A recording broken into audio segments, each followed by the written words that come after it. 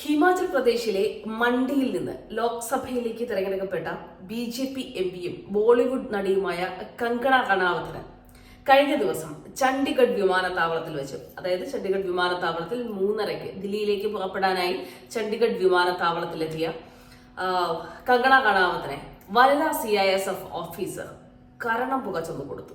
അതിന് പറഞ്ഞൊരു പ്രധാന കാരണം, അത് ഈ സമയത്ത് ഏറ്റവും വലിയ പൊളിറ്റിക്കൽ സ്റ്റേറ്റ്മെന്റ് കൂടിയാണ്.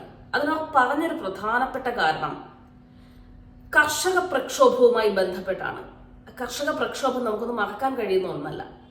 100 രൂപയ്ക്ക്, അതായത് ഈ കർഷക പ്രക്ഷോഭത്തിൽ പങ്കെടുത്ത സ്ത്രീകളൊക്കെ തന്നെയും 100 രൂപയ്ക്ക് തെരുവിൽ നിന്ന് കൊണ്ടുവന്ന സ്ത്രീകളാണ് ഈ കർഷക പ്രക്ഷോഭത്തിൽ പങ്കെടുത്തത് എന്ന് കങ്കണ റണാവത്ത് പറയുകയുണ്ടായി.